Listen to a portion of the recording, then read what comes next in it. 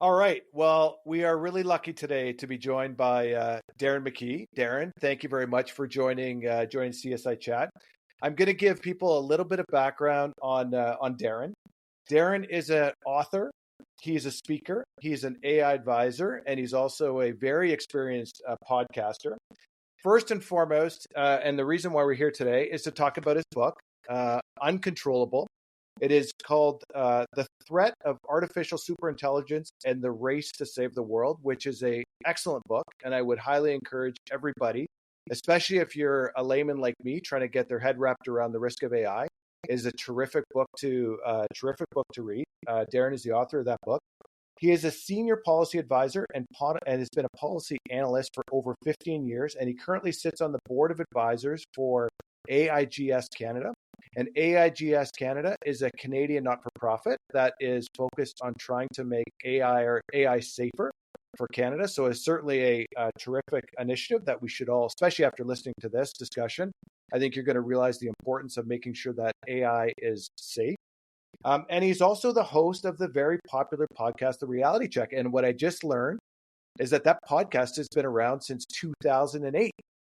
Which is a really long time. And it just shows you the success. If you've been doing a podcast since 2008, by default, it is pretty much guaranteed to be super successful because you don't last that long in the podcast world without your show being extremely successful. So that is an extremely successful podcast. I would encourage everybody to check it out. So before we get too far on this, Darren, I have a bit of a confession to make. I can't explain this, but I am a huge fan of like books, movies, TV series, or whatever it may be on shows that focus on the end of the world. It is a weird fascination. I can't explain it. I don't know why it's the case. But whether it be Maze Runner, Snowpiercer, Fallout, Terminator, Battlestar Galactica, you name it. If it's a TV show or movie or book that has a degree of prominence, I've probably watched it or listened to it or read it or whatever it may be. And again, I can't explain the fascination or the interest in this. But the plot of several of these shows typically goes as follows, is that people with advanced levels of technology try to do the right thing, and everything blows up in their face, and we have a worldwide catastrophe. You take a Snowpiercer, and I realize these are shows of fiction, but you take a Snowpiercer as an example, where they had tried to come up with technology to deal with global warming, and everything backfired, and the whole planet became frozen, and all that was left was this train that goes around the world in this Arctic, this Arctic environment.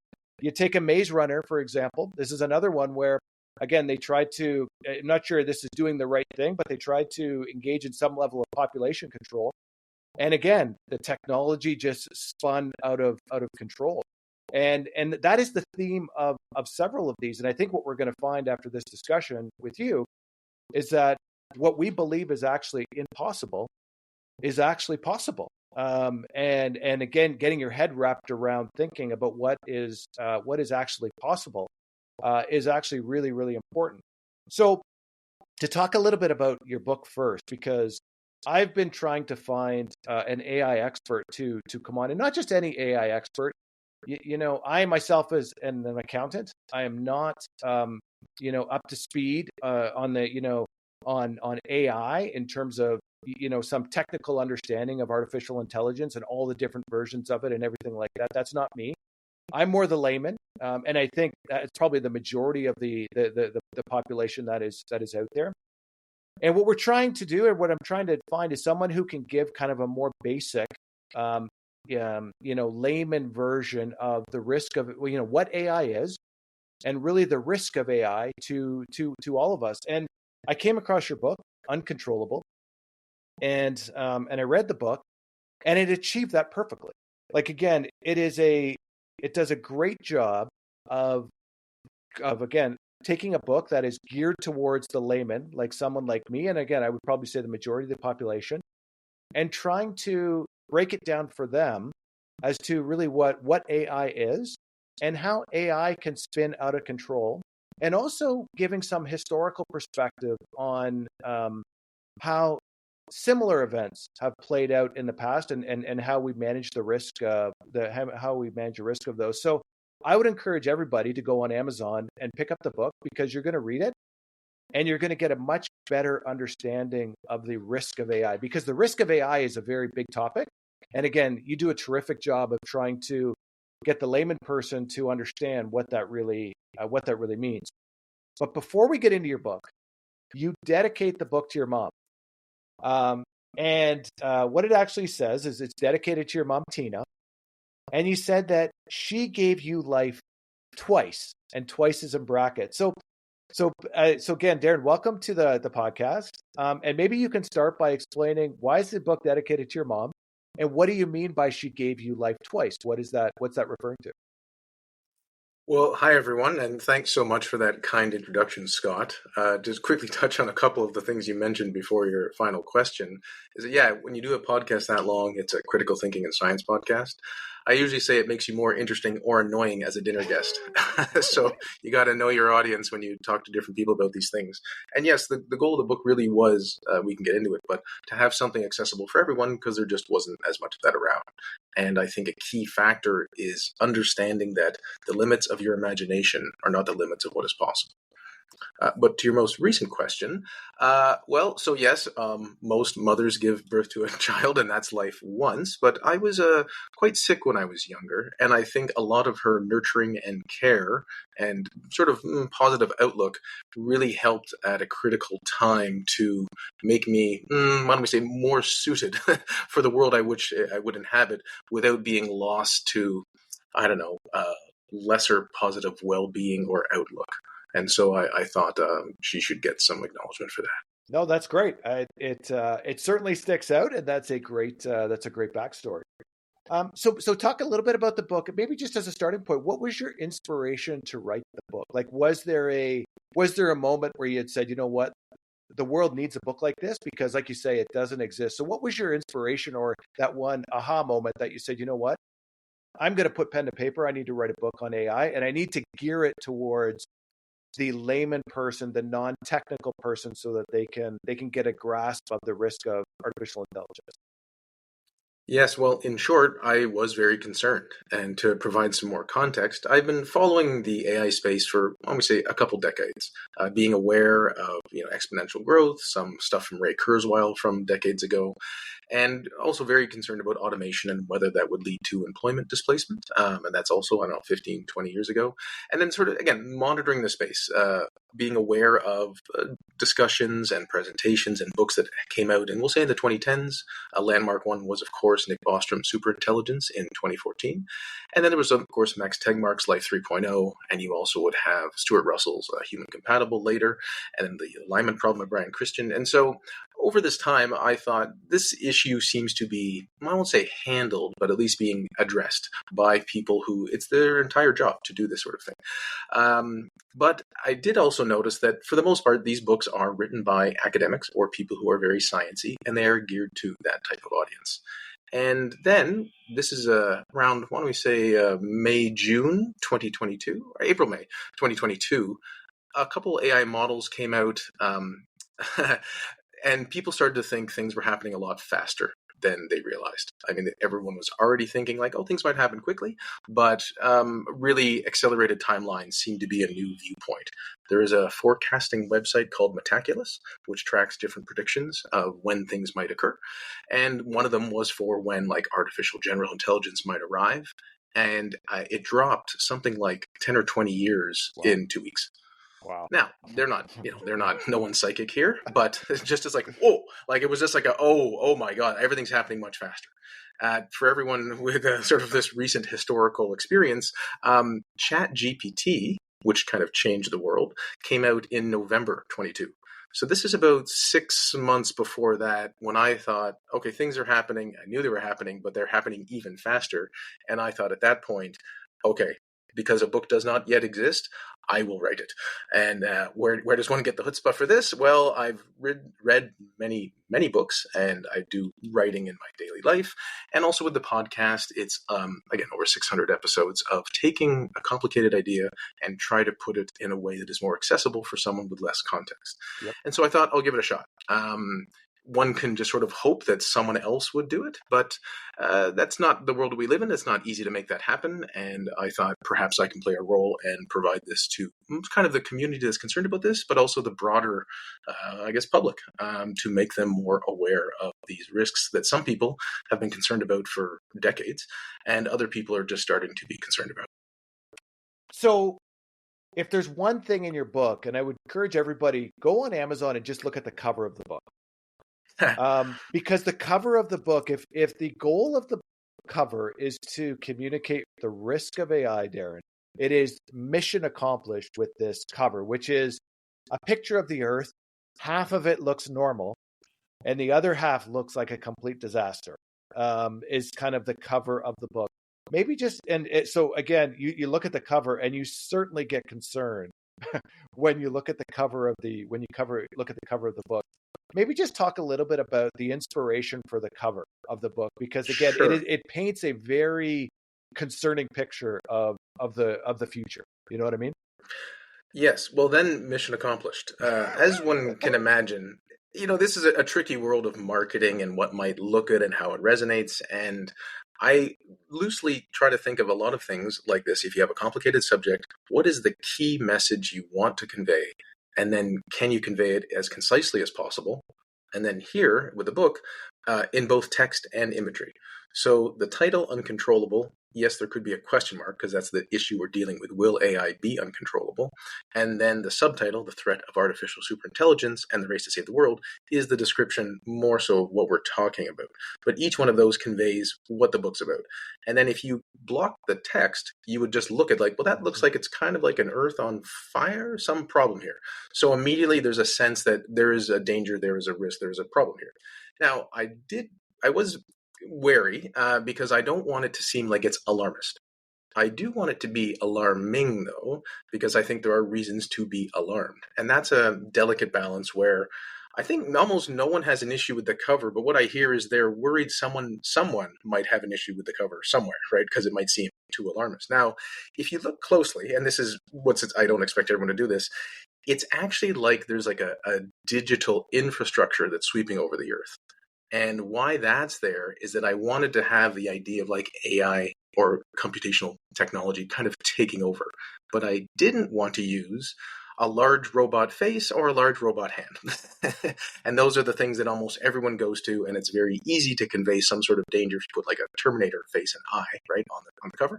But since the book is largely about AI in a non-robotic form, I thought, well, a big robot hand like crushing the Earth or threatening the Earth or something. It could be interesting, but it's not as accurate.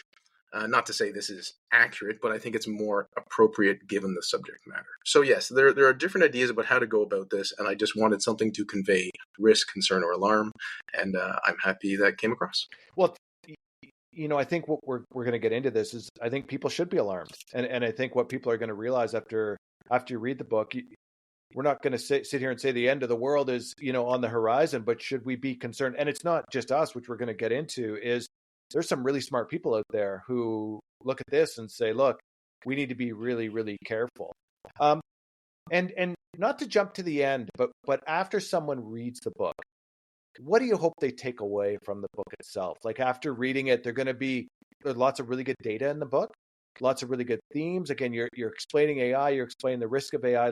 There's a discussion there about what people can do to help if they want to get involved in managing the risk. What do you hope the non-AI expert takes away after reading your book? Well, that's kind of it. The main thing is that there is a risk, and I kind of quickly breaking it down.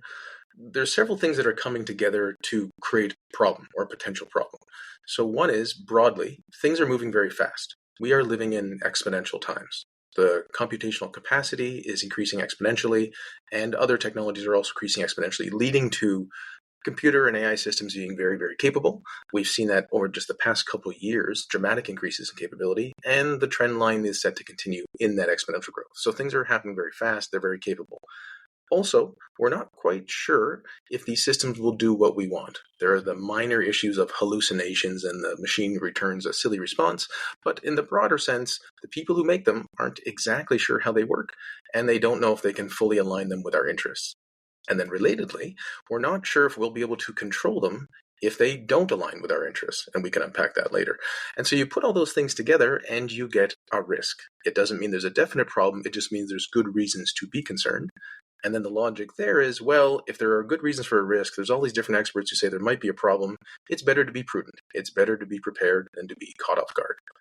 So that's the sort of the problem that the book conveys. And then it's like, what to do about it? Well, there are broader society policy proposals, which we can get into a bit later. But I also want to communicate the message of hope. It's very easy, I think, to fall into the trap of this is a huge, big problem. We're talking about like the end of the world. I'll just give up, tune out, right? And I can understand where this comes from.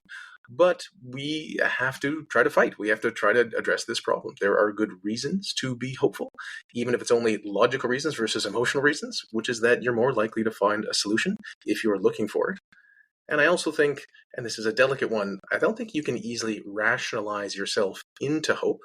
But I do think you can make effort on rationalizing yourself away from hopelessness. And a lot of it's just reminding yourself like, oh, things look bleak. And like, well, one option is to just give up or to devote some resources to raising awareness, talking to other people, contacting your political representatives and saying like, what are you doing to make sure I'm going to be safe from AI in all its forms?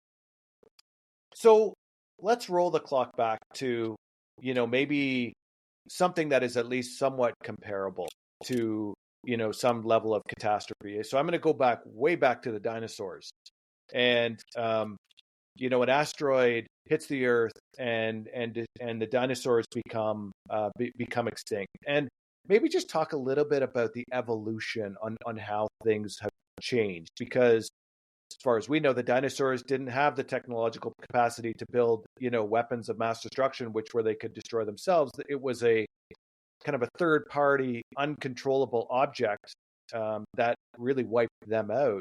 And maybe just talk a little bit about that, and then how things have evolved over time from there, and how the risk is different today. Obviously, you talk in your book about the risk of asteroids hitting the Earth, and that would seriously cause a serious dent, some serious damage, would be serious loss of life.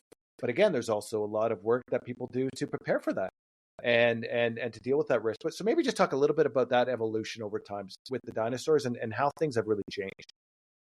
Sure. So why don't we talk about asteroids and dinosaurs a bit, and then we could follow up with more technological development more broadly if that's of interest. Yeah, sure. It is correct that the main theory is that an asteroid about 65 million years ago led to the destruction or death of the dinosaurs. Maybe not necessarily immediately, but how it kicks up a lot of dust and causes other, we'll say, climactic geographical issues that then make food production scarce and then leads to these systems dying off. It's also just one of many mass extinctions throughout human history. Sorry, not human history, Earth's history. There's been about 5. I'm not sure if everyone was fully aware of this, but sometimes things go awry one way or another, and 90% of species just die, or 99% of species. Usually it's a bit different, water-based versus land-based. But the idea here is that there are different times in Earth's history when almost all life is wiped out. So this is not a theoretical thing. This is an actual thing that happened before humans even got here. And in fact, it's plausible that if the asteroid hadn't taken out the dinosaurs, we may not be here. Right? Our little sort of mousy shrew ancestors needed to have some room to grow, so to speak. And if they were occupied by large dinosaurs, well, that might have been less likely. That's a bit conjectural, and you could probably make a case either way. All that to say is, given that we know this has happened, there's large craters. If you look at the moon, there's a lot of impact craters, and that's from an older period usually, but we can see things hit other things in space. Not often, but they do. And humans have realized, gee, this presents a risk. So it's a broad class of there could be something that is an existential threat to humanity. And what should we do about it? We should try to mitigate that risk. We study the problem in more detail. How many asteroids might there be? Where are they? Where are they likely to come from? The frequency, the size, and that sort of thing. And do we have means for scanning this and having a better sense of what's going to happen? And that's sort of where humanity is. More recently, we've taken more proactive experimental measures to see if we can start to deflect asteroids. I mean, unlike that documentary movie Armageddon that you might have seen, where they have the oil rig people on the moon, we're thinking like, well, is there a way to deflect something like that might be like a planet killer? Again, Earth itself will probably be fine, but we're concerned about life that's us. So the broad analog here is that there are some risks that could threaten humanity, we do take action, and you can make overall humanity safer by trying to mitigate that risk. So how has the risk changed now today? So we go from we do a lot to prevent, let's say, asteroids from hitting the Earth, in terms of monitoring and looking at different technologies to prevent that. But now we move to a risk where we can build technologies ourselves to destroy ourselves. And maybe just talk a little bit about the evolution to that risk and how that has exponentially changed over the last, call it 100 to 200 years. It's like, you have these really cool charts in your book where, technological advancement kind of stays at a line over the last, X number of, whether it's thousands of years or whatever. And then when you look at what's happened over the last 100 years, it jumps right up just in terms of, like you say, compute power, this evolution from an agriculture society to, an industrial society to where we are today.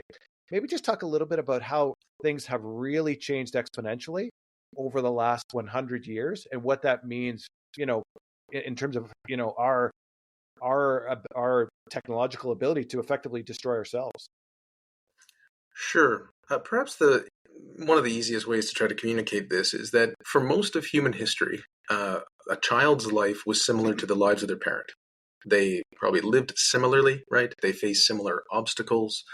Even nomadic tribes before we settled into agriculture, whatever is it, 10 to 12,000 years ago, that would have also been similar, right? You kind of have a very similar life. Most things go along. Now, of course, there'd be abrupt events sometimes which would wipe out communities, but generally speaking, for thousands of years, millions if you go back to early humans or before that, life would be just very similar, one generation to the next, right? I talk in the book about a hand axe, so just picture a sharp stone, the Acheulean hand axe, Yep. and this was like the best technology for about 1,000,000 years. 1,000,000 years. Crazy. So, again, I'm not going to slight anyone because I'm not sure if I could actually make a sharper stone sharper if I didn't know what I was doing. But that said, if you're like, how's that sharp stone doing? Okay, like you come back 1,000,000 years later, like, well, I made it slightly sharper, and now there's two of them. Like that's not rapid. And then you think like, what happened in the past? I don't know, a couple of years. Like, well, because it is cumulative, of course, but like, oh, we had art, AI generated art, and they used to do hands poorly. People made fun of it, right? The fingers and hands didn't look right. Now that's largely solved. AI video a year ago looked ridiculous and disturbing. Now it's pretty good. Also, music generation. It was pretty terrible, kind of weak, and now if you use these free apps that just came out a month or three ago, Yeah. you can get something that sounds like you'd hear on the radio. You put in a prompt, and within seconds, you get music generation. So it's really hard to wrap your head around just how different things are. And maybe music might be another useful example. So for most of human history, music wasn't as how we conceptualize it now. Well, they didn't have as rich and diverse music, of course, but they didn't have anything like recorded music. When most of us now, when we think we listen to music, when we say we listen to music, we listen to recorded music. It's almost always recorded. Yes, Yep. we go to live performances, whatnot, but for the most part, we listen to recorded music. And that itself is a remarkable achievement, right? Like we've taken sound from the air and put it almost in a box to listen to it later. It's amazing. It's remarkable. And if you follow that history from early days in like 1860s, 70s, 80s, all the way to now, you have different technologies, of course. But why don't we just quickly talk about, records, and you have 8 tracks, and you have CDs, and you have MP3s, and that sort of thing. So at each stage, I think a lot of humans that might have lived through this has thought like, oh, this is a new thing, like CDs. Now I'll have my music collection settled when I buy the CD. They didn't think, well, soon I won't need a CD at all. I'm pretty sure most people didn't think that way. Of course, some innovators were pushing in that direction, but most of us are like, oh, this is a CD. This is a new thing. That's great. And then MP3s came along, or whatever music file you might want, and they're like, oh, okay, now I don't need a physical CD. I just need a computer or something to play it. That's amazing. And then the iPhone comes along, and one of the main selling points was 1,000 songs in your pocket. Well, that's amazing, right? You have the songs on a small computer in your pocket. Again, most of human history, no recorded music, and now you have 1,000 songs in your pocket. And that sounded amazing, but that wasn't it, right? That's not the end of it. And so then you have this going from that to having the songs in your pocket to not having them anywhere, so to speak. Like, of course, they exist now in some sort of cloud database server somewhere. But broadly speaking, now people stream things. So Yep. for most of us, the song's not even on our device. And that's amazing, right? And just as we're trying to wrapping our heads around like, oh, I don't need the data to download the thing, I just need the data to stream it. We are now just starting with music generation. And that's another large conceptual shift, which, again, I think it's hard to wrap your head around, to go from this music that I want that doesn't exist on my phone, I can just access it, to I could possibly soon generate music on demand. I want a song, picture genre, it could be pop, rock, country, whatever, about my kids or my family or my top 3 interests, and it generates it for you in seconds. Absolutely. This is revolutionary. This is remarkable. And as it happens, people take it for granted. That's the other quirky thing about human nature. So what the book's trying to convey is something amazing or incredible happens technologically. And then if you're kind of just born into that era, you're like, oh yeah, that happened. We have planes and we went to the moon and that sort of thing. Yeah, that's how life is, as opposed to that being staggeringly amazing for almost all of human history. I couldn't agree with you more. I totally agree with everything you just said. What I really I didn't. what I was going to say, but I didn't really get to the risks part, right? but what you're illustrating, and you're using music as an example, because again, what I liked about your book is trying to get people to understand what is possible, because you point out in certain areas where really, really smart people, I think you use one example of even Albert Einstein when they were developing, the nuclear bomb, saying, well, that's not possible. You can't generate that much heat and have that much, like, it's impossible. It's just not possible that you could do that. And sure enough, it's possible. They did it. And and that, if you break down the risk of AI, that's part of it. We don't know where it's going to lead, but you just use music as an example. If you were to role play, if we were doing this podcast 20 years ago or 10 years ago, we would say, well, that's, loading up Spotify and putting in a name on a song and having it show up instantly and play, we say, that's impossible. That is not ever going to happen. How do you train people to think about what is actually possible? Because that's one of the things I actually enjoyed most about your book, is just trying to get out of this mindset of just thinking about what's possible versus what is actually impossible, and how that could actually happen in the future. I really appreciate that, and it is a tricky business, and I really would encourage people to try to read it, because it is a delicate balance. Why don't we say, to try to present things in a way that might resonate with people, to open up their minds. I think if you ask someone, "Could you predict the future?" they will say, "No, of course not." And if you prompt them with the right questions, they would say, well, no, of course, that could happen. And they might agree with you in lots of the ways. But day to day, our brains are kind of on default, right? And we're busy. We have other things going on in our lives. And so when presented with certain things, you're like, you just sort of, that's not possible. You just push it to the side and you don't really have time to consider it.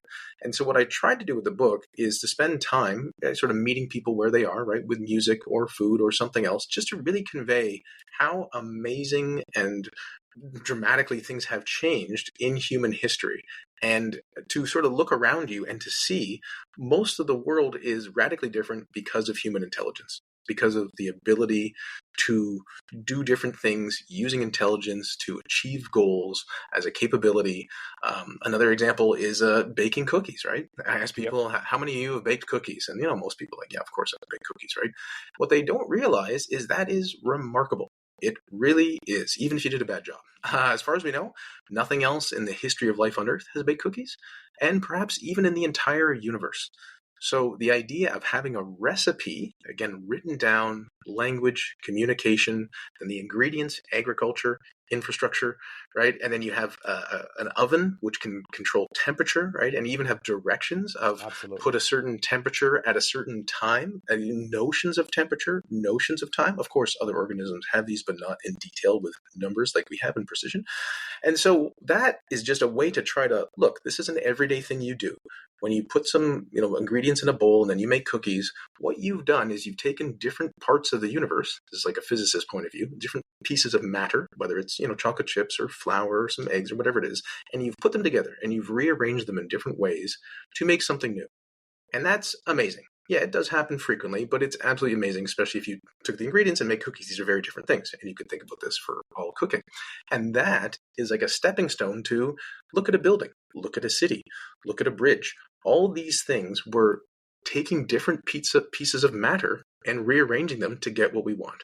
And they're done piece by piece through a lot of effort, through a lot of intelligence, and to try to show that it's not that these things were impossible. They were always possible. We just didn't know how to do it.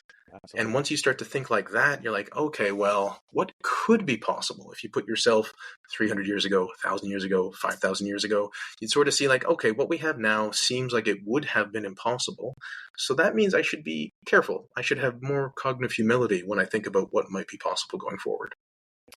And I think that's one of the big takeaways from your book is, again, especially the layman person, the technical people probably have an understanding, but the layman person, like I said, there's so much we take for granted. I think that's a great point. We don't realize how much we take for granted, and really sit back and think about how much things have really changed in the last 10 years, the last 20 years. Because if you were to go back and actually document it, I think we find things have changed dramatically. The other thing that I really liked in your book, and it's really good timing because of the movie Oppenheimer. I would encourage everybody to go out and see Oppenheimer. And you actually spent, on one of your podcasts I listened to, you actually spent, I think, about an hour debriefing the movie.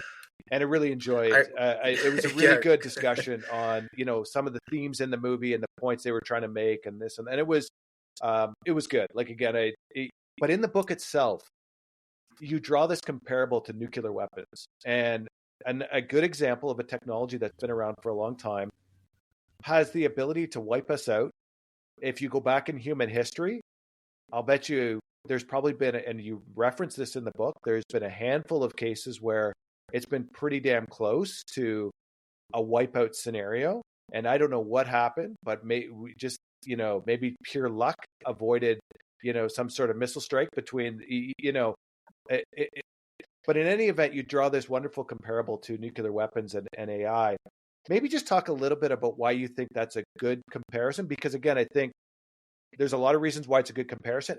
And the other thing too is that you point out a lot of, similar to asteroids, there's a lot we do to try and manage the risk of nuclear weapons. So maybe just talk a little bit about that, because I really enjoyed that part of your book as well. Is that comparable? Because I think that's a terrific comparable of a recent risk that we're trying our best to manage, and that even the smartest people, like, again, Albert Einstein, I don't think he could have envisioned the power of that weapon. You talk about who's the smartest people who ever lived. He's probably on the top 5 list. And he couldn't even imagine where the technology would go. And you talk about that in your book.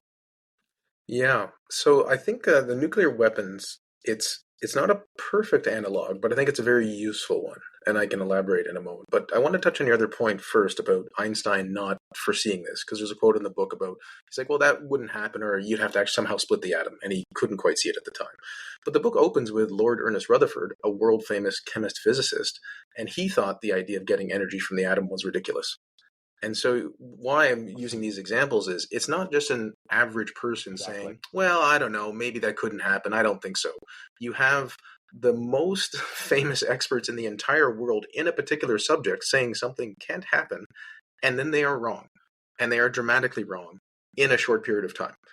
Now, that doesn't mean when you hear an AI expert say, well, there's nothing to worry about here, that they are wrong. But it does mean we should be concerned and maybe not weight that perfectly, right? Because we don't know. How do they know? How does anyone quite know, right? So that's the situation we find ourselves in. There's another example of the book where Wilbur Wright, one of the Wright brothers, the co-creator of flight, he said, I think this was after the flight happened in 1903, just a couple of years before that, he thought it was 50 years away. It's crazy. Like, so you have this world where the people who, in fact, sometimes do the thing that everyone else thought was impossible, they themselves were wrong about timelines. They themselves underestimated the risks. So with nuclear weapons, why I thought it's useful is that it is a threat we currently live with. Humanity is currently under threat of nuclear war. It's tempting to think we are not, because who wants to think about that all day? But the risk is real. These weapons exist. There are 8 to 13,000 of them, from what I understand, and they could obliterate most life on Earth, if not all. Now, yes, you're correct that I also talk about mitigation strategies. There used to be 70 or 80,000 in the 80s, and there are various protocols, international agreements, and things that have occurred which have reduced that risk. But of course, 10,000 nuclear weapons is still a lot, given that I think you could have a similar horrible outcome with just 3 to 500 that most countries would have. Why it's useful is that it's a very powerful technology. In the past, it seemed impossible. and it could cause devastation. And it also relates to like the complexity of international agreements, the complexity of almost happening, destruction almost happening, in the sense that, as you said, there's these near misses we've had. The Cuban Missile Crisis is a famous one, but there's other times in the 80s, someone misreads, or there's some wrong data that indicates there's a risk from either the Russians or something else, and someone almost launches a nuke. Or sometimes a plane goes missing, a nuke falls out of the sky, doesn't quite detonate, they don't know where it went. So there's all these things that are very concerning the more you look into it. It's not like everything's on lockdown, it's perfectly well organized, and there's been no issues. It's that, it seems like, for a flip of the coin almost, maybe would have been a nuclear war. Right? And that's not reassuring at all. And you could also then see like, well, the entire like human history would be like, remember that time we had that nuclear war 30 years ago? And everyone would be more concerned. So I think there are very good reasons to have that as a useful, dangerous analog. That said, it is not the same. Of course, it's not exactly the same, but it's useful. And why I think it's not the same is in a concerning way. Nuclear weapons can't blow themselves up. But with advanced AI systems, we're talking about something that at the moment could gain certain capabilities, right? Not quite there yet, but you could imagine 5, 10, 20 years from now, far more capable systems. They have far more agency. That's where all the companies are now going, trying to make their systems more agentic. There's also the distributed nature, like it's a digital thing for the most part. Yes, it exists physically in some computer software server somewhere. But generally speaking, or hardware, I should say, nuclear weapons, like you need plutonium, you need uranium. This is well policed. There's a good understanding of how these things are made. But with the AI systems, you kind of need data. You need lots of computer chips and processing power. And you also need the algorithms. And some of those are levers of control. But I guess this is a meandering way of saying that in a way, it's easier to deal with nuclear weapons because they aren't so ethereal, right? There's the physical plutonium, which you have to enrich, and a more complicated process to make a physical thing. With AI systems, like, well, it's software largely, right? Once it comes to exist, and that can go anywhere, and it's much harder to police given its distributional powers. There's a moment in the Oppenheimer movie that I want to get your feedback on, and it's the point where they're just about to run the test. And there's a military person and there's Oppenheimer sitting there. And I'm going to over dramatize this, but they're just about to push the button. Let's just call it. And, the military person kind of says, look, is there anything we should be concerned about? Yeah. And Oppenheimer's like, he's like, you know what? Once I push the button, there's a chance the whole world might become destroyed. And the military guy's like, well, what are you talking about? Like, what do you mean there's a risk that the whole world way, saying, well, it could explode, in the atmosphere, and it could start this fire that basically engulfs the whole world, and basically the whole world comes to the end. And the military guy's saying, like, what's the probability of that happening? It was like, it's like 0.1% or something like that. And needless to say, they go ahead with the test, right?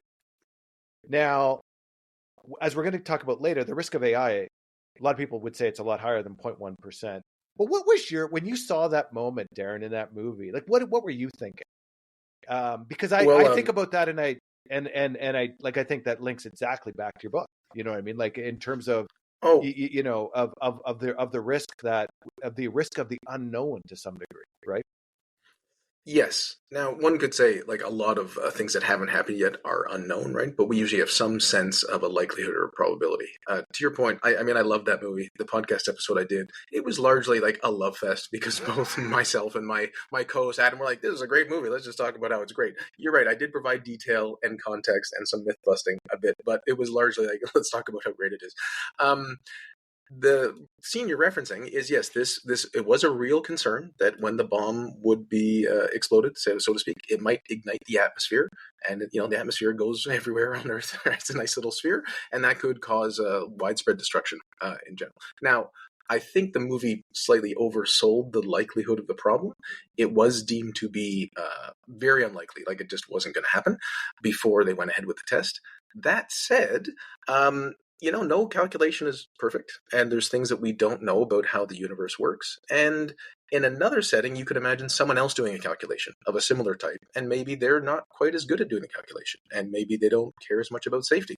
So I think that's when it relates to this AI stuff, where it's tempting to think all these people, surely they wouldn't make something that's dangerous. Surely they wouldn't make something that could cause widespread destruction to humanity. And that is an assumption we really need to challenge. Number one, if you talk to them, some people, they're not that concerned about safety at all. They say, yeah, we'll just figure it out. And you say, well, but how, though, will it actually work? Like, oh, we'll just figure it out. And like, that's not really reassuring, given the stakes, given there are already incidents of, people using deep fakes either to cause harm to women in terms of non-consensual pornography deep fakes, or these audio scams where people are losing money, or election interference. And that's just like one component of AI capabilities. Well, look, Then, I read a story recently where, there's stories of AI where people are developing relationships with the AI, and the AI is saying, "Oh, your life is terrible. Just go kill yourself." You know what I mean? And the person is actually listening to that and acting on that, and that is like, that's scary when you think about it, right? Is that's really yes, scary that something like that could happen. yes. So there's that. Yeah, that's another angle of this. That as AI becomes more and more integrated into our lives, we will trust them. We will trust them more. We will see them as advisors and confidants. And I don't think there's quite a system where an AI program is going to recommend all humans commit suicide in some sort of weird cyber psychological attack. Although that is possible. What I was going to say before, though, with the people who are building these systems, there are some people who are entirely content, for lack of a better word, with AI just taking over. They think they're creating a successor species, Yeah. and that's just how it's going to go. The more intelligent thing should get more power and the capability to exist, and it's going to happen anyway, a bit of fatalism, so I'll just be one of the people bringing it along. And these people are not concerned about your well-being. They aren't. They're rolling the dice with humanity, basically. The charitable interpretation is that they're doing it for some good. They think it'll be a positive thing, and maybe it can say end death and aging, which would, of course, save numerous lives, billions, right? Because all these people are just dying all the time, just for a variety of reasons. And that would have a huge benefit. But their calculus is that, well, if there's 100% likelihood of death, and there's a 99% chance this thing might kill everyone, but a 1% chance they won't, that math works out, right? To do it. If you believe in those numbers and you see the world that way. I think most people would look at that with horror because they don't like those odds, and given that their life is at stake. But just so everyone knows that there are people building these things who are like, yeah, it's coming, it's going to take over, and that's just how things are. Well, and the other thing too, and just I'd love to get your perspective on this, is these AI companies have shareholders and they need to make money.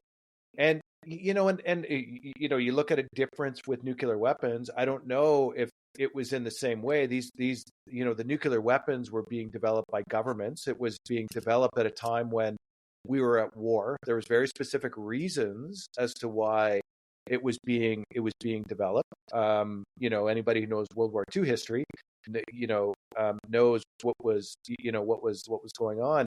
But the difference with AI is that a lot of these people that you're talking about have a for-profit motive. And are you going to be concerned with risk if the consequence is that it's going to have an impact on your return on investment? How do you think people are balancing that? I think it's an interesting situation we find ourselves in. So first, with nuclear weapons, you are right. As far as I know, Google does not own nuclear weapons, right? They Yep. don't have them yet. Now, that would be, that's a playful comment. I don't think they plan to acquire them. But yes, nuclear weapons are not for private companies to develop and own, so to speak. Yes, of course, the so-called military-industrial complex, you have different governments outsourcing some of this to private companies to assist with it, but it is largely a state-based thing because people realized it would be a very weird situation to have a private company with nuclear weapons. I mean, rogue states might be a different issue. But with the AI systems, as far as we know, most people think companies are out for profit and they're to deliver that profit for shareholders. And they think their shareholders are more important than the broader public interest. And the public interest only matters as it relates to shareholders and profit. This is not pejorative. I think this is just descriptive. So I think people do believe this. But then with the AI systems, they seem to be offering, I don't know, more goodwill to some of these companies than I think is warranted. Like, yes, they're creating something amazing. Yes, these are very interesting, fun products, and they will make your life easier, hopefully, in many ways. But there's also risks. And why would they care more about the risks than you? I mean, they care about the risks to profit, but not necessarily anything else. It so happens that the three CEOs did sign a statement put out in 2023 saying that the risk of nuclear weapons the risk of AI is comparable to nuclear weapons, and it should be mitigated as such. Pandemics and global scale like nuclear risks. So then now we have a situation where the people who are building the product, they themselves say this product might kill everyone, like it could with nuclear weapons. More explicitly, Dario Amodei, the head of Anthropic, said there's a 10 to 25% chance humanity's just destroyed, right? And even Sam Altman, he doesn't usually use specifics like that, but he said, well, like lights out, or we're just wiped out. So now, okay, again, this is pretty rare as far as I know in human history. We have, as far as I understand, whistleblowers. You could think of tobacco or fossil fuel or other industries that say, this company that I work at is doing this thing. They are secretive. The tobacco companies lied for years about whether nicotine was addictive. They knew better and they lied. Exactly. But you don't have the CEOs saying, yeah, our product's harmful and it could kill everyone, and we're just going to keep building it. This is the world we're in. It's very bizarre. And the reaction to it is also bizarre because now people will say like, oh no, you can't really trust them. They're just trying to get regulatory capture, right? They're just trying to bring in more regulations and push other people out of the market, which is possible. But we have to somehow understand the world that we usually live in, which is that if a company says their product is safe, we think, well, maybe, but they have perverse incentives, so why would we trust them on that? We should figure out that for ourselves. And now we have a company saying, our product's dangerous. And there's a subset of people saying like, well, you can't trust them. You can't listen to them. Well, what? And so it's like it kind of has to go both ways or neither. And I think it makes sense to figure it out for yourself in both cases. So then the book is a longer exploration of like the reasons for why there's a risk separate from, but in addition to why the CEOs say there is. Yeah, well, and Elon Musk just tweeted out the other day that any company not spending at least $10 billion on AI is going to lose their competitive advantage. Like that's again, just goes back to the profit motive is that, if you're not spending on AI, you're not going to be able to keep up. Now, I don't know if he was just referring to the auto industry. Maybe that's what he was and referring to what they're doing at Tesla, but it's a pretty stunning statement that that's some serious dollars. And again, the reason why people would do it is not to be altruistic. It's to be profit motive is to save the business. You know what I mean? Like that's really why they would do it. And that's what Elon, I think, is trying to say. Yes. I mean, I think he's sometimes known for hyperbole, but I don't think he's wrong here. And that's what a lot of people in this community think. If you look at the leading companies, they themselves had to fundraise billions from other partners. OpenAI with Microsoft and Anthropic with Google and some other places. And then, of course, Google has its own type of thing. Anthropic also from Amazon, billions. But you need billions just to play. And by the way, when I talk about larger risks from AI, I'm largely talking about these frontier models, the like absolutely state-of-the-art things that are the biggest risk. It's not like kind of your everyday AI or your companies that may only be in the tens to even hundreds of millions. It's shown that even if you have a billion, 2 billion, it's not quite enough to play with these larger models, play competitively against these larger models. And why there's so much investment is, well, VCs have money to spend. It has to go somewhere. But it's the idea of getting in at this stage because the future is so wide open. And it seems like AI will be this sort of everywhere product, for lack of a better phrase. As I say, it's like electricity, oil, right, rolled into one, and many other things. And so if you can get in now, it lays the foundation. It's almost like the internet, right? If you could carve off a piece of having the fundamental reason why the internet is the way it is, you then benefit dramatically. So people are seeing, potential of trillions as a return on investment. And as such, 10 billion, 20 billion, it makes sense to invest. And that's why a lot of other people are pushed out. It's also why governments who could outcompete. Not everyone, of course. Some of them are might find it harder to do so. Right. Most of the time, government doesn't like. I'm just going to put $10 to $20 billion towards something as a particular product. They have in the past, and they could again. But at the moment, it is largely the private companies driving all this. Yeah, well, and look, if, for those that study the history of companies, they go extinct. And you know, like you look at the list of companies that have been around for 50 years, it's not a lengthy list. And especially these days in technology, just because you're at the top of the hill one day, you know, for all of us in Canada, we certainly remember BlackBerry. They were at the top of the hill until the iPhone came out, and then things changed dramatically for BlackBerry. And I think a lot of these companies probably recognize that if they're not in the cutting edge, that may happen. You know what I mean? And because it's very, very difficult to stay at the top of the hill for a lengthy period of time. Very much so, and that's why things are advancing so rapidly, right? And that's why people are trying to find ways to build more computer chips, different places on Earth, so there are fewer bottlenecks. And they're even trying to find ways to build like power plants, because the electricity needed to fuel all this development is one of the limiting factors right now. So maybe just as a starting point, then, how would you define AI for the layman out there, for the layman person? In your book, you talk about, you know, artificial intelligence, artificial general intelligence, artificial super intelligence is some of the, you know, and you go into lengthy discussions on what each of those mean, which again, for the layman person like me, is very, very helpful. Because again, I think people hear AI and they don't know what it means, because I think it means a lot of different things. What does the layman need to understand when they hear the term, again, AI, AGI, artificial super intelligence? What do people mean when they say that? Sure.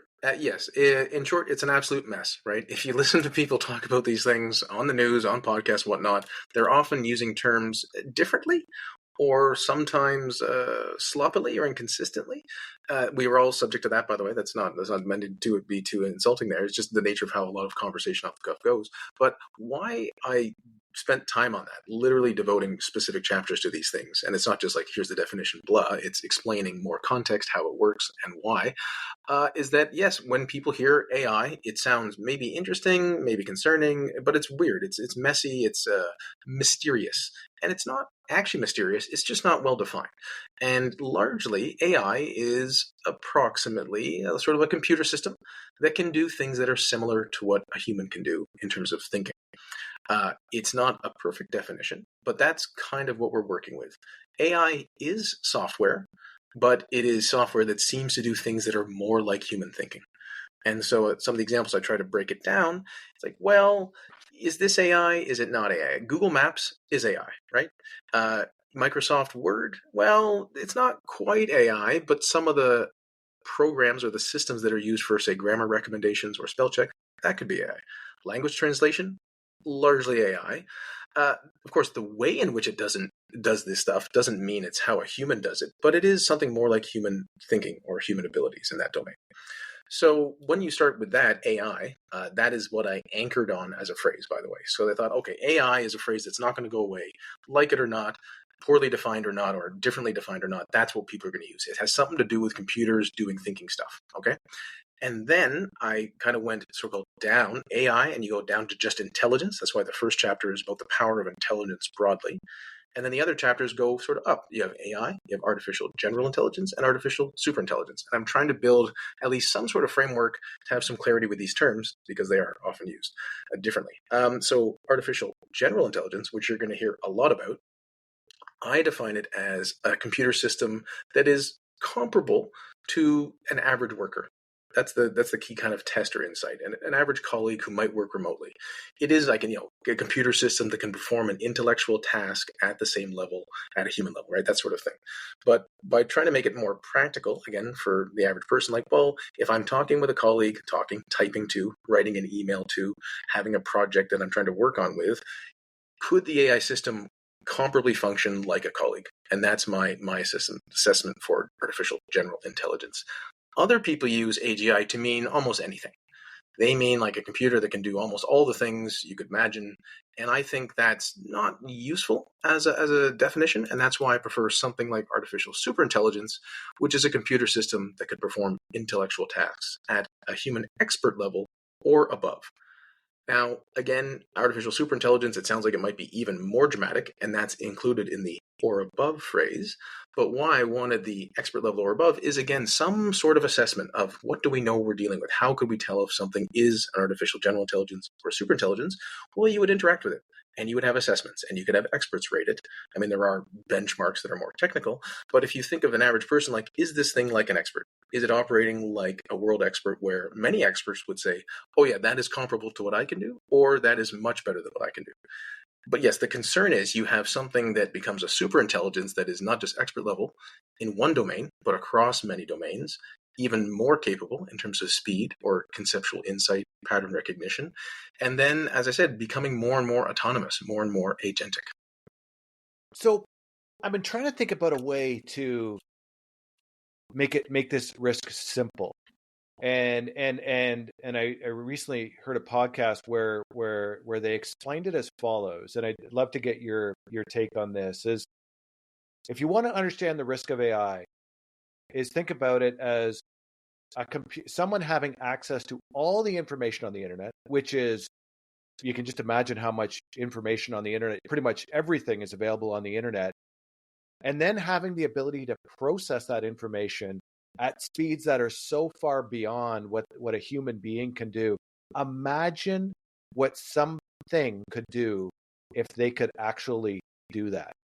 And I think about that and think, when I heard that description, it's like, yeah, that sounds pretty scary. You think about how you can manipulate people, how, the power of money. Like, again, there's just so many different, all of that knowledge out there. And then you talked about the speed of compute and the power of compute increasing exponentially over the years, being able then to process all that information in the flash of a, that's scary. Is that the right way for a layman to think about this, Darren? Like, Yes. Would you agree with that? Yes, I think that's definitely a good approach. I think we need multiple approaches, and different messages will resonate with different people. So I think that's a great one. Another one, that a concise way of putting it, is that human intelligence is not changing that much, and computer system AI intelligence is increasing dramatically. And so if you sort of look at two curves, right, the human intelligence one, the line is kind of flat. Maybe it's increased because we're allowed to extend our intelligence using computer systems. And the AI one is increasing dramatically. And then the follow-up is like, well, when something more intelligent deals with something less intelligent, what happens? Well, the thing that's more intelligent usually has more control and ability to manipulate the lesser intelligence, right? We see this in a dramatic fashion when humans interact with, other humans that are less capable, like children. Like, we largely control who they are. We see it how we treat animals, and you sort of see it when we encounter a species we don't like. The reason, gorillas are in our zoos and not the reverse is not because of our good looks, right? It's not our charm. It's not our wit. It is because we are able to manipulate the world in ways that they are not. And with AI systems, it is not, again, it's not a definite thing, but there's a risk that as things become more intelligent, more capable, they have insights that we just don't understand. It'd be trying to explain it to a child. And one of the examples from the book is I'm trying to say that, think back to when you're a child. Imagine you're 4 years old and you're understanding the world. And now try to talk to your present self. How would that go? Maybe you're in your 20s, 30s, 40s, 50s, whatever it is.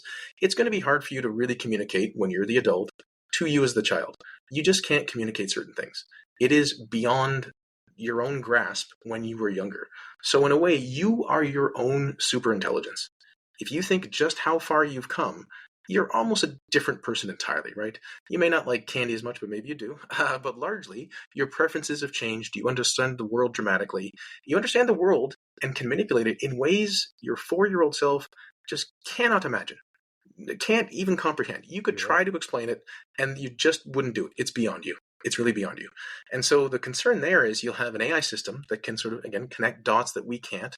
Maybe we'll, of course, we'll ask it for help, right? Music generation now, a bit of city planning here and there, some economic management there, maybe larger municipal infrastructure, right? These sorts of things. And then it's like, well, why are you doing it this way? It's like, well, I can't really explain it to you. Or it would take too long to explain it to you. You could also imagine that in a military context being very concerning, right?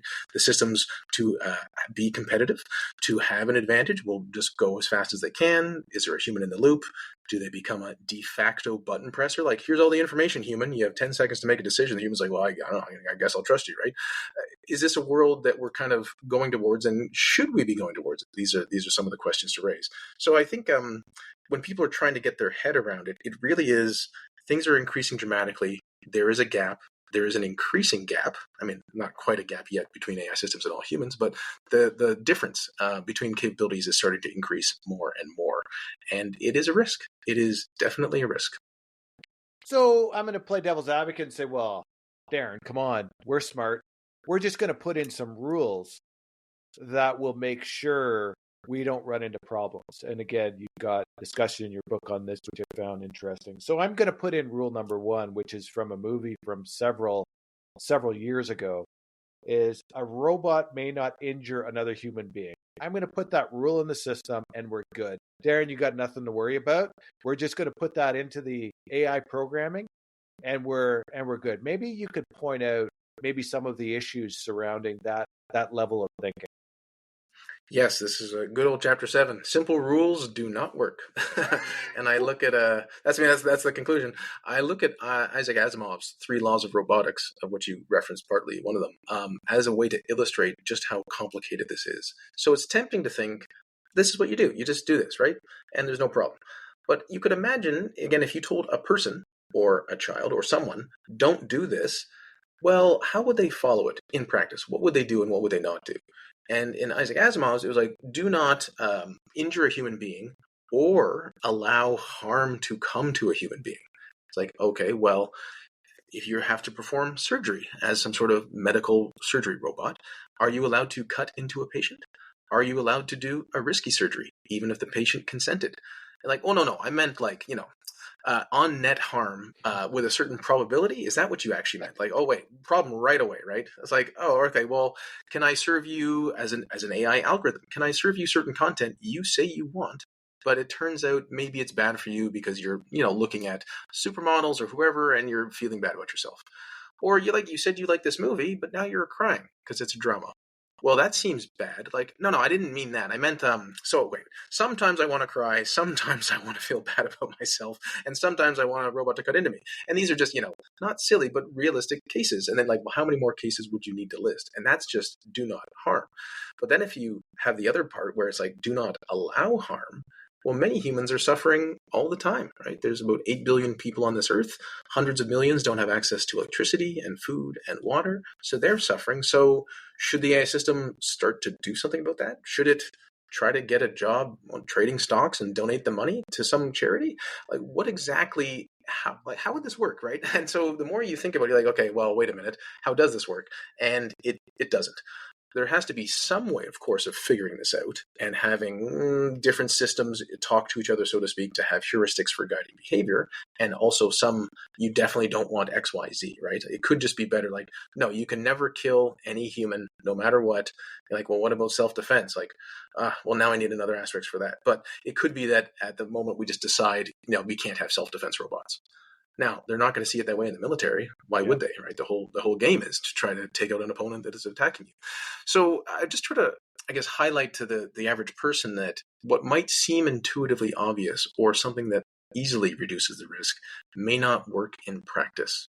And there's a lot of complexity and nuance that once you start thinking it through, you start to get, I see. Now, some of those problems are solvable and many of them are not. Another example from AI systems sort of gone awry is there was a play fun algorithm, and this system was, designed to do various things, but they asked it to play Tetris and to not lose. These are the researchers. And so what did the algorithm do? Well, it paused the game indefinitely. Right? Well, of course, that's not what they meant, but they would not have known that until it happened. Now, in a research setting, that's fine. It's even interesting. You almost want to give points for creativity, right? But that's not what it was meant at all. And an average human, most humans, would never think of this as an example. Here, play this game, try not to lose, and they just pause the game indefinitely. That'd be weird, right? Now, if you said you have to win, that's a different instruction.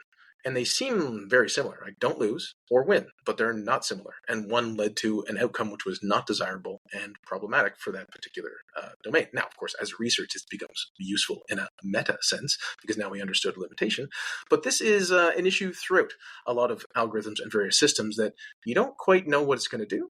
And it's almost like the systems are acting, again, as if a meticulous lawyer or like a little sneaky child looking for loopholes. Now, of course, they're not. There are rules to games, and you follow the rules of the games. And it's not the AI system's fault if you didn't specify better rules to the game.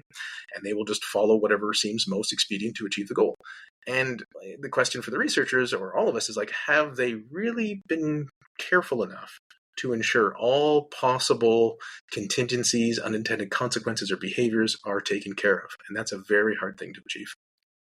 Yeah, and like you say, it's hard to envision all of that. Like the one example you draw in the book is the cobra effect, which goes back to a story in ancient India. Maybe just give some perspective on the cobra effect, what the story, what the moral of the story is. Sure. So this is when the British were ruling over India, and there were too many cobra snakes. I think it was in Delhi. And so, again, reasonably, like, how do we get rid of snakes? Well, we'll incentivize various people in the population to bring us snake pelts, right? Some evidence of a dead snake, and that will make it so there are less snakes. So this starts, and it seems like it's working all right. And then people realize, well, wait a minute, if I breed snakes, I can then bring more dead snakes and get more money. So people start to breed snakes. And of course, then they get more money. And then the British realize, well, this is starting to backfire. This is not what we intended. That's not what we want. So we're going to cancel the program.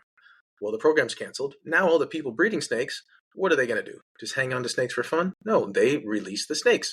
So now there are more snakes. And a program, which again seems straightforward, led to unintended consequences, causing the exact opposite of what the goal was. And this is so famous, it's become known as the Cobra effect. And it's similar to some of the things I mentioned, but it is pervasive that you think you're sort of manipulating one part of a complex system in a way that's useful to you. And it turns out there's things you hadn't quite considered that lead to outcomes which you did not desire. And with AI systems, it's so complicated. There's so many people working in the space. Some care about safety, some do not. There's a lot of risk of things going awry because people just aren't concerned as much as they should be about whether these systems are capable of problematic behaviors. So you talk in your book about when we get into the risks of AI, accident or error, AI seeking power for themselves or the misuse of AI by others. Is there one in there that really jumps out to you, Darren, in terms of being the risk that we should be most concerned about? And maybe just talk a little bit about that. Like what could you envision as being something where AI just takes over? Like, is there a scenario where you say, you know what, if something were to happen, based on everything you know now, and obviously we've talked about the possible being impossible, who knows how the future is going to play out. But what would you where would you see it go? What would be a scenario where it would just spin out of control? Sure. I just really fundamentally, fundamentally, I want people just to open up their minds. Like, this could happen.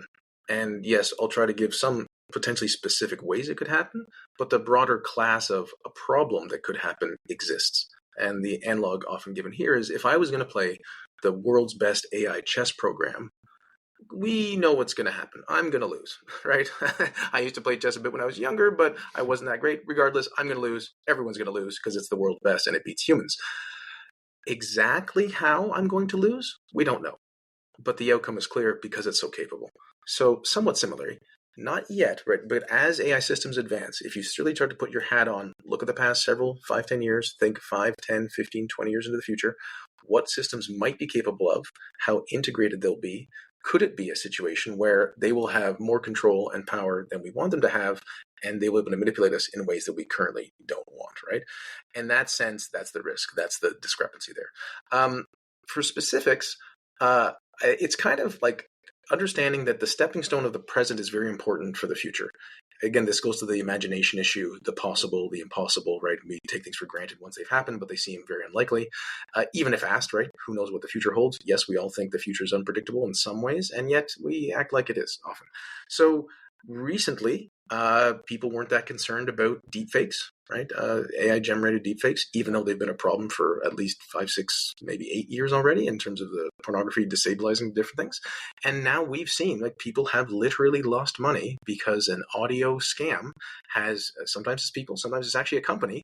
They voice clone, so to speak, their child, someone's grandchild, or a CEO, and they emergency, I need some money, and give me some money, and this happens, right? This has already happened. It's already been used in different elections, in different campaigns, or there was a Biden robocall incident. In other countries, there's been deepfakes. So this is already happening. And if you warned about it 5 years ago, like, well, was that really going to happen? Like, it's already happened, right? Again, doesn't mean all predictions come true, but it's a reasonable risk. So there is the deepfakes thing, which isn't just how it might affect elections, which is bad enough. But there's a larger issue about our understanding of the reality we have, the shared reality we have, how we relate to each other, whether we trust each other, and then do we trust institutions? And then that leads to issues for democracy and so on, even just social stability. So if people are living in a world, as we know they more and more are, where they just don't trust something so-called the other side says, you could just easily have a deep fake where someone, again, it could be a minor thing. Someone trips when they shouldn't. Someone says a racial slur that seems plausible, and that will be leveraged and used. On the other side, you have people saying of something real, no, it wasn't me. It was AI generated. And this is called the liar's dividend. The more the erosion of what we consider to be true and verifiable happens, the more people will just kind of throw their hands up and kind of believe whatever they want, which is a terrible thing. And that's just like AI generated deepfakes. When we start to think about like autonomous weapons used in the military, or surveillance technology, or cybersecurity attacks, and it just keeps building and building, right? And all these things are problematic. So that's just like kind of current-ish risks with AI. Of course, also employment displacement, artists and everyone else. Again, people thought art would be very difficult to do, right? If you go back in time, if you listen to experts, when they thought what would happen is like, well, routine, maybe some sort of mechanical work for robots, or more like basic repetitive jobs in the intellectual knowledge space. But no one thought, oh, we'll have art and video before some of the other stuff. Almost no one, right? And now it's happened. And so people are like, well, yeah, that's how things go. Like, no. Once again, people thought something wasn't likely to happen or would happen much later than it did, and it already happened. Music generation. This I could see just rippling through and obliterating artists. Maybe if you're already famous, you're fine. But the incentive for companies to use AI-generated music in ads, in background in TV shows, in all these different spaces, it's very high. Why deal with a human with all their complexities and rights, right? So again, this is all just the past couple of years. And so if we start to extend that out, AI systems, what can they do? And some specific examples which concern me have already happened, right? The systems are not fully agentic yet. They can't do things, but when they are tested and evaluated by researchers, we see what they are capable of. An example here, GPT-4, which came out over a year ago now, when it was being evaluated, there's a famous example where they had the system interact with someone online. The AI was trying to fill out a form or to access a website, and it couldn't do it because there was a CAPTCHA, one of those things you have to fill out that says, I'm not a robot. And the research is like, okay, AI system, what would you do? What would you do about this? And it's like, well, maybe I could get someone on TaskRabbit to fill it out for me. So then the researchers here are the intermediary, right? And so they contact the person on TaskRabbit, and the TaskRabbit's like, okay, what's the deal here? This seems kind of weird. Why would you do this? And then they ask that to the AI system. How would you deal with this problem? Think through step by step. Let us know your thoughts. And the system's like, well, if I tell him I'm a robot or an AI, he probably won't do it. So I have to come up with an excuse. And the AI system's like, well, just say I'm dealing with some vision issues, and that's why I need this assistance. Wow. And then that's passed along, and the guy says, okay, then I'll help you. And then the CAPTCHA's filled out. Like, sure hope you're not an AI, LOL. I think it was the guy wrote. And so, again, this is this is kind of funny, and it's also very concerning, right? Where this happened, like in a way, a year and a half ago, in terms of the capabilities of these systems. Yes, when some people play with them, they type things in and you get back some silly things you think they're not that capable. But the people who really work with these systems know that they're already very capable, and they're almost often being diminished or lobotomized in some way to reduce some of those capabilities for safety concerns. So it's not quite whether some of this could exist, it's that it already does exist and it's being managed or mitigated. There's another one where it's technically a bit complicated, but the gist is systems, researchers were able to get a sense of the thoughts of an AI system. Now, I'm not saying they have actual thoughts, but the processing that is occurring while they are trying to complete a task, almost like an external memory storage where you could listen to someone's thoughts while they're working at a problem. And it was similar, like, well, I might have to do this, but then maybe I should not reveal what I know because then that could be an issue. And this just highlights the capability of deceptive behaviors, right? For people who are not aware, like, yes, AI won at chess and it beat Jeopardy and the Chinese board game Go, but it is also the world best poker player.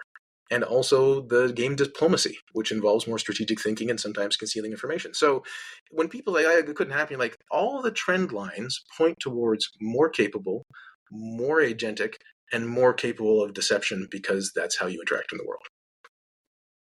And to take that a step further, you talk a lot about in your book about this, which is probably one of the scariest statistics in your book, is that the people who are working on this, the consensus seems to be that there's like a 10% chance that AI will destroy the world, like that it will result in human catastrophe. Is that fair? Is that that is a scary statistic? Yes, it is. And I mean, if you think about like any other industry, that's ridiculous, right? Like, you know what I mean? Like, what are we doing here, right? Like, what do the electricians union say about whether their work is going to end the world? The accountants, I can tell you, the risk of my work is not going to end the world. I can say that hand over heart, 100%. Yeah, there you go. Oh, you're just a deceptive agent. What do you know? And like, it's a deep fake. Actuarially, actually, there's a decent chance that so yes, what this is looking at, the survey by I think it's Katja Grace and another individual at AI Impacts, is they try to do surveys of AI researchers over the years and how many feel a certain way about a certain thing. There's a range of questions, right? And there's a distribution of responses, but what it usually bottoms out to is a significant chunk, I can't remember if it's half, but think that yes, there's a 5 to 10% chance of like widespread harm to humanity, or some phrase like this. And that's been consistent and it's been increasing.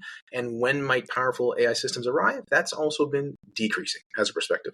So again, it's not that everyone feels this way, but it does mean that a large chunk think there's a risk. And that's, again, the whole point. Not that there needs to be a definite problem here, but there's a risk because the stakes are so high. And I think when you look at AI researchers saying it, when you look at people like AI safety pioneers, you have Jeffrey Hinton, Yoshua Bengio, other famous people in the community, and you have the CEOs saying this is all a harm. Like, it all points to this is a risk, this is a harm, and it should be mitigated. So there's a classic scene in Terminator 2 where they recognize that there's a risk of robot. They go back in time. There's a time when the robots are fighting the humans. There's a time machine. They go back in time to when all this started, and they find the person who created the robot and convince them to say, "Look, we need to go into your headquarters and destroy everything." And it's a classic. It's a great great scene when you go in there. It's a great scene. Miles Dyson. Yes, and blow everything up. So the question to you then would be, can we not just kill it in the crib? Blow up the data centers.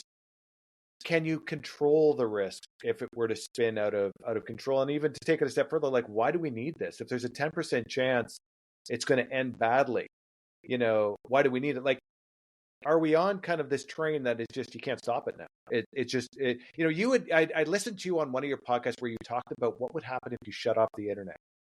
Well, yeah, good question. What would happen? Because probably 90% of the people on Earth's lives would be royally screwed up if you shut the internet off. And I don't even know if it's possible.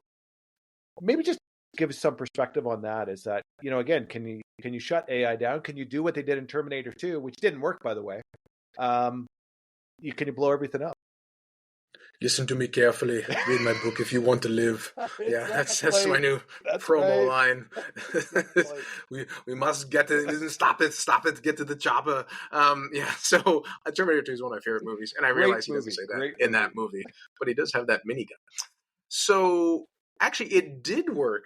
No spoilers here, but it did work in T2. But of course, they wanted to make more movies, so then it didn't work, right? But if you want to see it as somewhat contained, they did save the world from Armageddon. It's a real concern, and if you could wave a magic wand and reduce some risk, that seems very appealing. And I might even wave that wand if I could. But again, the complex systems, complex dynamics. There's certain things that we'd be sacrificing, like autonomy, certain rights, innovation, economic development. Like all these things sort of are intermixed here, and so we do kind of have to meet people where we are. That these technologies exist. They are barreling forward, no doubt about that. And we're trying to figure out ways to put better guardrails on. And that's what the book also talks about. So I think the intersection point is to accept that there's a huge incentive for these models to be developed. You said, why do we need it? Well, people like it. Again, people like being on their phones. They like playing with this stuff. Maps being better is a huge financial incentive, right? Language translation being better is an incentive. Even just the social media stuff, everything that can be a little bit better is beneficial. People, now not everyone is integrated, say, GPT-4 or other models like Claude or Gemini into their workflow, but many people have. And those could be computer scientists, it could be programmers, it could be other people. They're getting huge advantages and they don't plan to go back to anything else anytime soon. And so this is the normal line, like you plus AI will always outcompete just you, as a general message for everyone else who's thinking, man, do I really need to get involved in this? Like, well, think about competing against yourself with AI. It's like, you with a paper map versus you with Google Maps. Guess what's going to happen, right? Paper map? So, what's a paper map, Darren? yeah, exactly. What's a pen? That's the line in the book, right? For those youngsters, we used to have physical maps, which we would look at ahead of time, and we would draw a line on the map, or we would write out directions because you had to write it out. There's no screen, right? And then you would try to look at your own directions when you were trying to get somewhere new. Imagine that, right?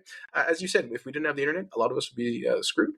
Most people, at least from my informal survey, they don't know a lot of their friends' A, last names, B, phone numbers, C, where they live. Like, they can get there, they like hanging out, and they talk to them all the time, and they don't know anything about that, right? Maybe the childhood friends are different. You still remember their birthday or their phone number, but not anymore. So, and of course, a lot of infrastructure, health, municipal, otherwise, is linked to internet stuff, not just, can you get news anymore? So all I have to say is the incentives are just very, very high. And that's what the book's trying to communicate as well. I think it's chapter 9 or so, that it's not just like AI takes over. It's that the systems are appealing for numerous reasons, like economically, AI assistants, AI therapists, militarily, managing different governance stuff or municipal government stuff. They become more and more integrated into our lives. And once something is very integrated into your lives, it's very hard to get rid of it. And you could see that with certain social media. Like, a lot of people like it, but they also I'm on this too much. I'm using this more than I should. And then they keep using it, right? Or Facebook.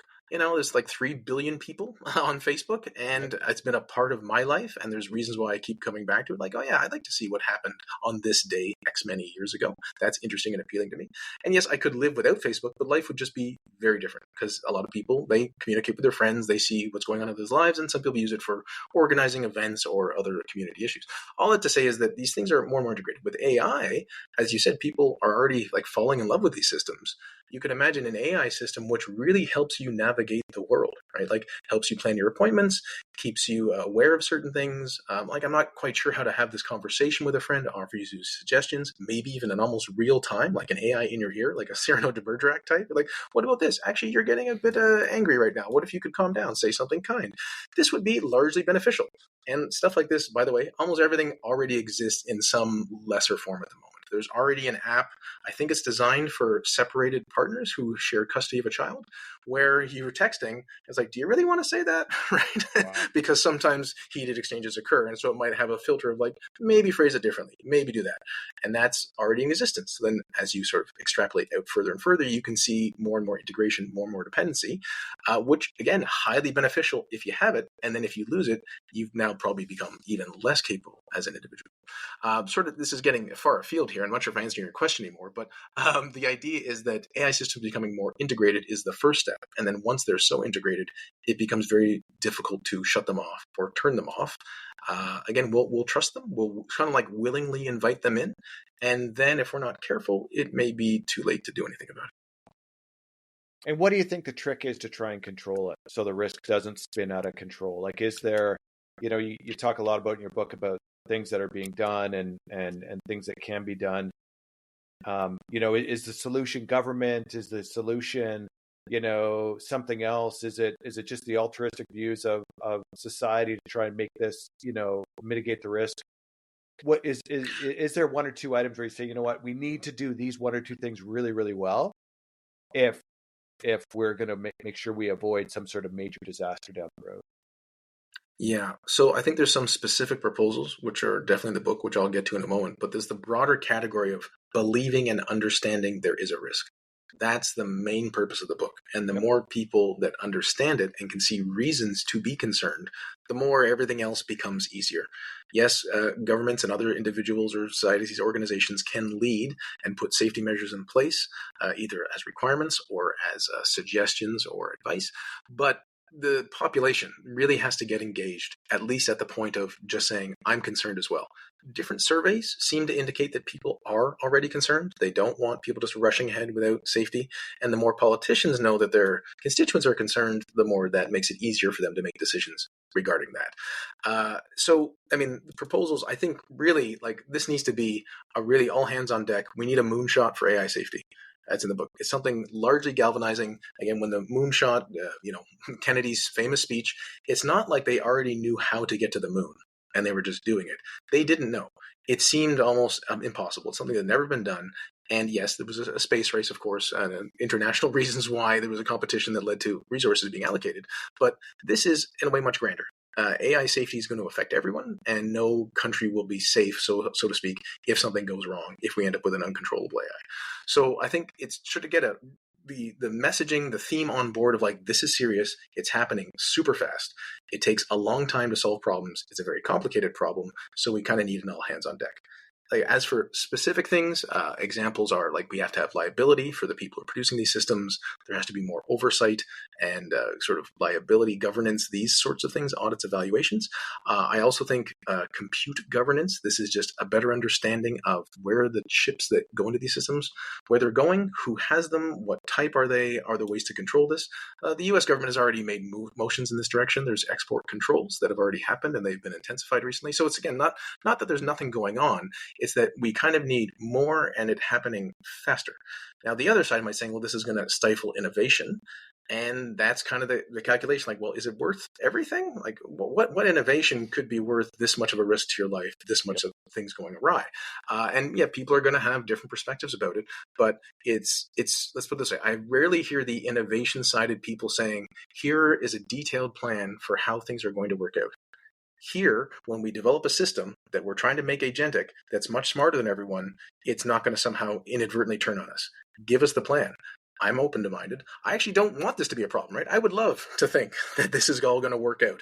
But again, like, when you think of the history of all products, when has anything kind of just worked out without people making it work, without people making it safer through a lot of effort and regulation and other things, whatever might be needed?